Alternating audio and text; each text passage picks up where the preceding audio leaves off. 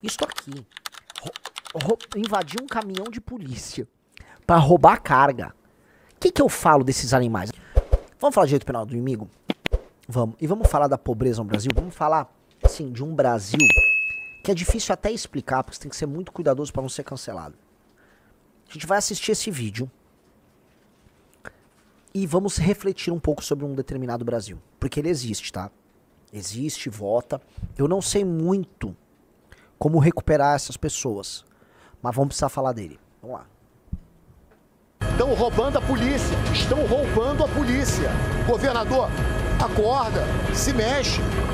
Estão roubando o blindado da polícia, gente. Daqui a pouco vão levar o blindado embora, vão sentar lá e vão embora.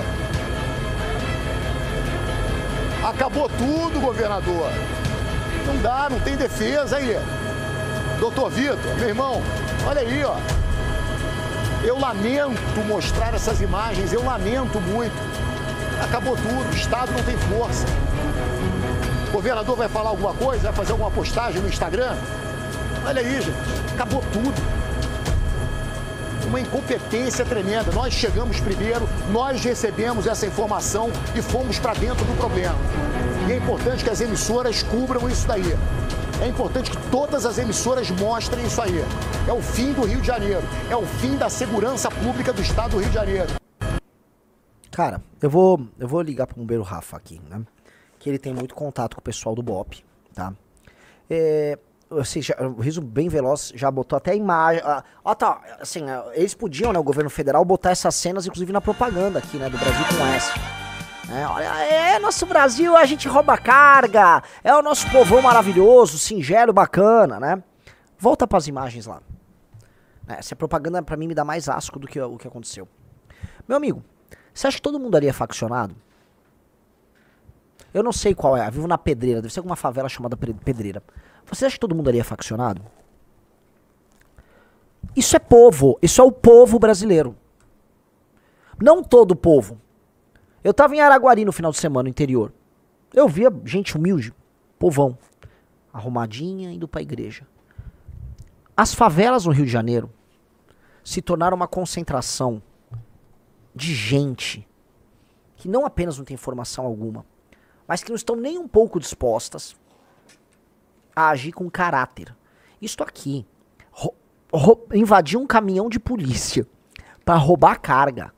O que eu falo desses animais? Essas pessoas, se vocês pedirem pra mim, pra você, tipo, não, seja condescendente, eles votam. Eu não quero governar com o espírito dessas pessoas. Primeira coisa, que horas são? 12h25. O que esse monte de homem tá sem fazer porra nenhuma? Pausa. Pausa. Tem um cara ali. Quantos homens estão ali sem camisa, de chinelo, 12h25 num dia de semana? Quantos homens estão de camisa... Quantos homens estão de chinelo, 12h25? Alguém ali tá trabalhando?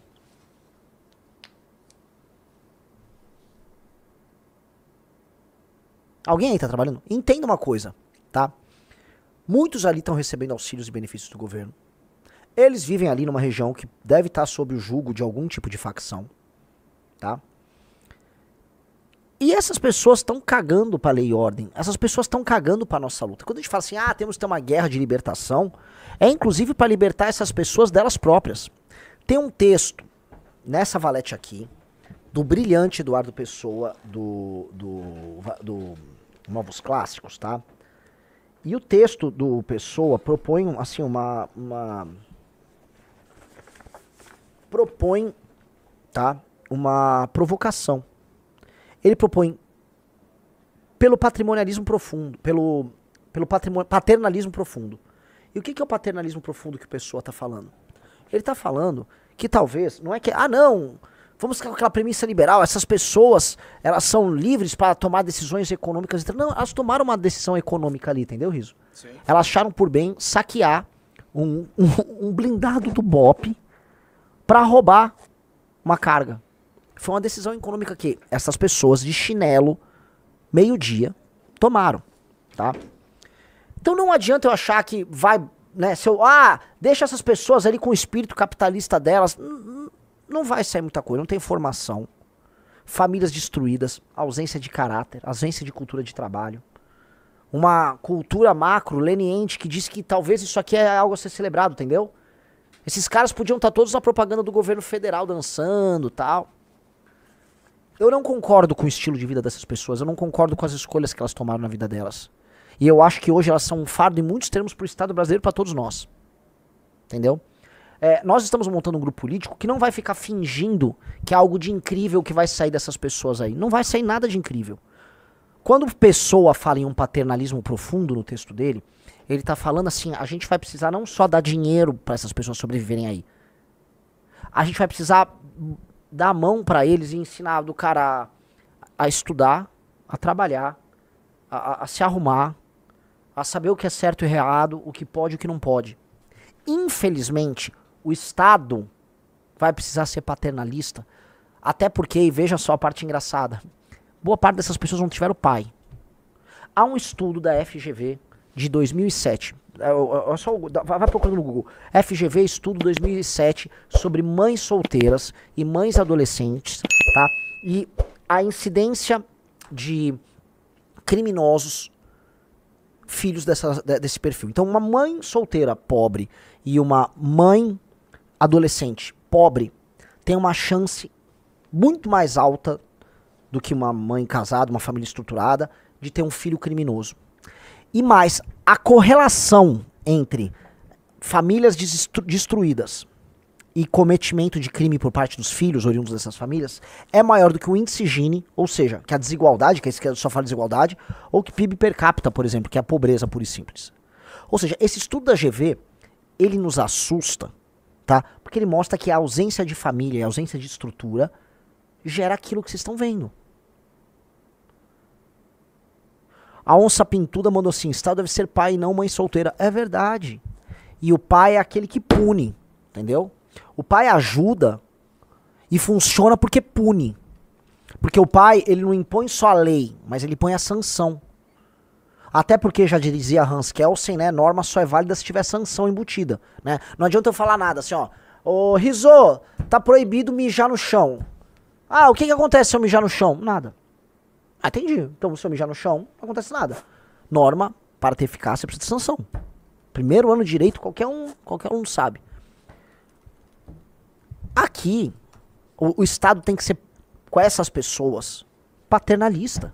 Tem que ensinar o caminho, tem que ensinar a se lavar, a se comportar, a obedecer às regras e fazer essas pessoas entenderem que se ela não cumprir a regra, ela vai se fuder, vai ser presa. Entendeu? Esse estudo... Você achou o estudo? Isso aqui é um tema que a gente fala outro dia, mas é um estudo mais recente do IBGE sobre moradores de rua. Quase metade também problemas familiares.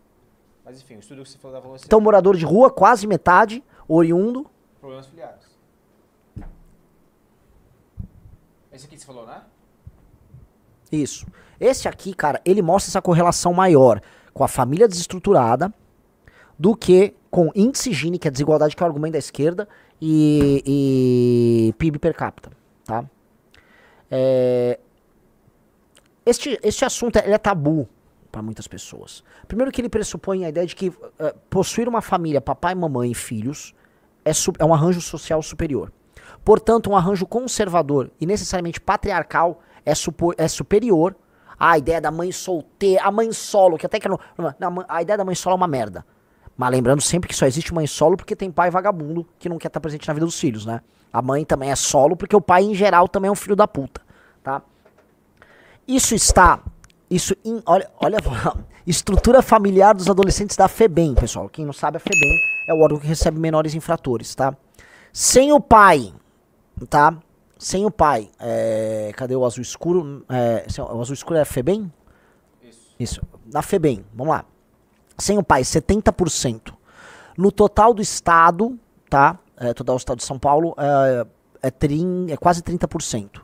E estado de São Paulo com renda familiar inferior a R$100, tá? Ou seja, gente muito pobre. Então, o que você consegue perceber? Que essa primeiro bloco de colunas dos sem o pai. Não ter o pai tem um efeito muito maior na incidência de crime com jovens do que não ter a mãe. Ok? Repare isso que é muito louco. E o lance da mãe não faz tanta diferença, como a gente pode perceber. Porque quando tem sem a mãe e sem o pai, é mais ou menos a mesma coisa, é ou não é? Os números são mais ou menos iguais. O que mostra? Não é nem a presença da mãe, a presença do pai sobre esse jovem homem, ela é fundamental. Portanto, você precisa, quando não tem pai presente, do Estado como pai. E qual o papel do pai que a mãe não cumpre? Nesse filho que não foi desejado? Apresentar um código moral estrito e apresentar sanções. Que é isso que um pai faz, né? Quando eu fazia merda, quando tirava nota baixa, meu pai dava um, né? Minha mãe batia mais em mim quando era criança. Ainda tinha, o instituto do apanhar dos pais, na minha geração, tinha. Minha mãe ficava brava, tomava chinelada. Agora, eu tinha muito mais medo de tomar, né, escovar a chinelada do meu pai, que era muito mais forte que minha mãe, né? Imagina tomar, né? Era um horror. Então, o pai tinha uma função de punição, mas também uma função de modelo, né? Então, pô, né, vou me inspirar nas decisões que meu pai toma. Portanto, a criança, pela imitação, pela mimese, ele começa, especialmente o menino, a buscar referência de conduta no pai. E isso, em geral, veja só, faz com que essa pessoa seja melhor. Porque ela vai aprender o convívio na sociedade inspirado na forma como o pai age. E segunda coisa, um pai que permanece casado com a mãe, em geral é uma pessoa, tá, emocionalmente mais estável, com compromissos de longo prazo, com uma tendência maior ao cuidado. Portanto, o jovem vai se inspirar num homem bom. Sacaram? Então, via de regra, tá? Ter o pai presente é a coisa mais importante. Lá nos Estados Unidos, tá? Escritores negros em geral, comentando sobre o problema, a maior incidência de criminosos jovens negros, em termos proporcionais do que de outras etnias, entendem esse problema. Porque há uma menor presença do pai na vida desse jovem. Aí tem os problemas da cultura de gueto, inclusive os problemas ligados a políticas sociais democratas, tá? Que ficavam, vamos dizer, promovendo, né, essa ideia da mãe solteira e tal. E aí deu uma merda. A comunidade negra nos Estados Unidos até hoje é uma comunidade, mesmo estando no país mais rico e próspero do mundo, é uma comunidade que tá pra trás. Isso aqui incide sobre os jovens pardos e negros aqui no Brasil também. Demais. E este é o principal problema social que incide em geral sobre jovens pardos e negros. E aí nós temos que ter uma política conservadora sobre isso? Sim. Agora nós precisamos falar também, tá, sobre planejamento familiar desde a infância. Sobre educação sexual desde a infância. Porque também não dá pra menina ficar grávida com 14, 15, 16 anos e sem nenhuma condição, após fazer sexo com um irresponsável, botar uma criança no mundo. Ainda mais a direita, que não se propõe a defender o aborto. A gente aqui é principiologicamente contra o aborto. Se o cara agir de maneira apenas fria, vai falar, não, ó, que faz o aborto aí, dá o aborto no SUS pra essa menina não vai ter essa criança desejada, não vai ter um jovem problemático que vai cometer crime. A direita fala, não, principiologicamente a gente tá falando da morte de uma vida. É o que a gente defende aqui, por exemplo. Então, como fazer com que essa vida não se torne um fardo pro restante da sociedade? Este é um assunto que para muita gente é tabu, mas é assunto central na resolução do problema da segurança pública. Quando a gente fala aqui em guerra contra o crime, a gente está falando assim numa imposição de lei e ordem muito dura. Só que o espírito perturbado desses jovens, e em geral quem comete a maior parte dos crimes violentos, olhando para a câmera, homens jovens de 15 a 24 anos, especialmente em lugares mais pobres. Homens jovens em geral de 15 a 24 anos de lugares mais pobres. E esses caras, tá, são em geral o quê? Como mostra, olha ali, volta pro gráfico, lá o que tá na FEBEM. –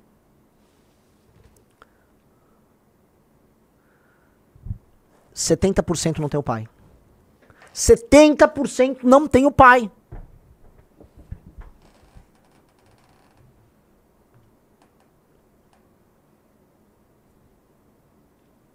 70% não tem pai.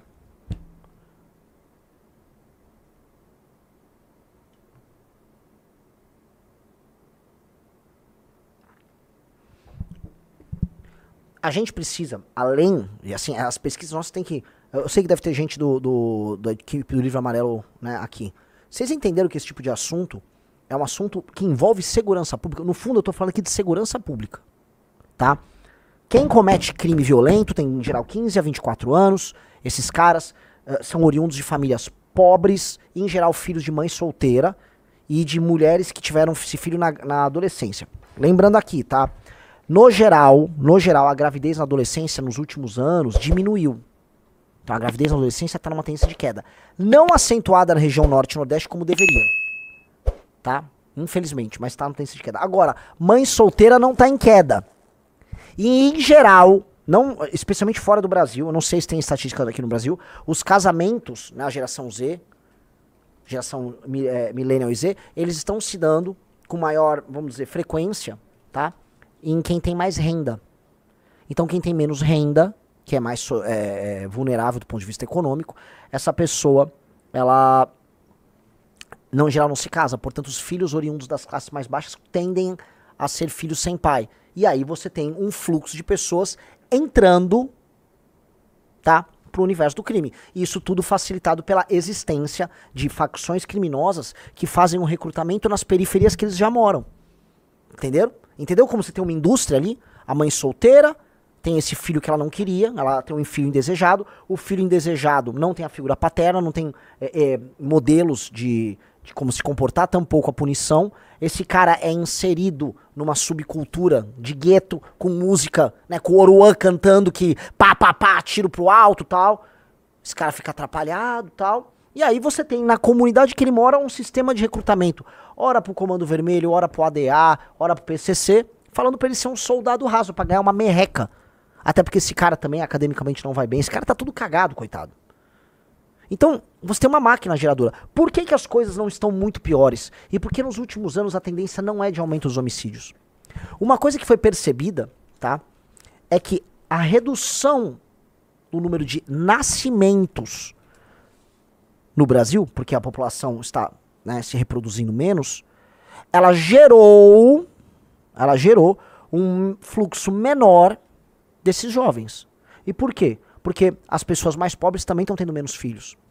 Então aí tem menos jovens de 15 a 24 anos sem pai andando por aí do que nós tínhamos, sei lá, há 20 anos atrás. Quando houve um boom de migração para as periferias das grandes cidades, e essas migrações foram acompanhadas também dessa natalidade desenfreada, então muitas jovens tendo muitos filhos nessas periferias, o que você teve nos anos 90 e começo dos anos 2000? Um monte de homem jovem de 15 a 24 anos nessas periferias sem pai, tá entrando pro crime. E aí você teve os piores números possíveis em termos de crime. São Paulo e São Paulo foi nos anos 90. Os anos 90 em São Paulo eram perigosíssimos. Perigosíssimos. Então hoje você percebe que mesmo com o fortalecimento das facções criminosas, o que há, entretanto, é que o número de jovens diminuiu, mas ainda existe. E a incidência de mães solteiras entre famílias mais pobres também. O Riso estava com um gráfico aí. Qual gráfico agora? Ah, aquele que você... esse aí. Ó, tipos de família do Brasil, tá? Casal com filhos caiu de 50% para 42,3%, né? Lembrando que isso é meio que cumulativo, pelo que entendi, né? Ele tá pegando os anteriores, então... Aí, casal sem filhos subiu para 20%, mulher sem cônjuge com filhos 16,3%, unipessoal 14%, é isso. O casal sem filhos subindo. E agora, se a gente checar quais são os novos casais que tem de 2015 pra frente e tirar os anteriores, né, pra você não ficar na proporção, você vai ver que os novos, vamos dizer, os novos arranjos, com certeza, a mulher sem cônjuge com filho tá disparando. Essa discussão é bem importante.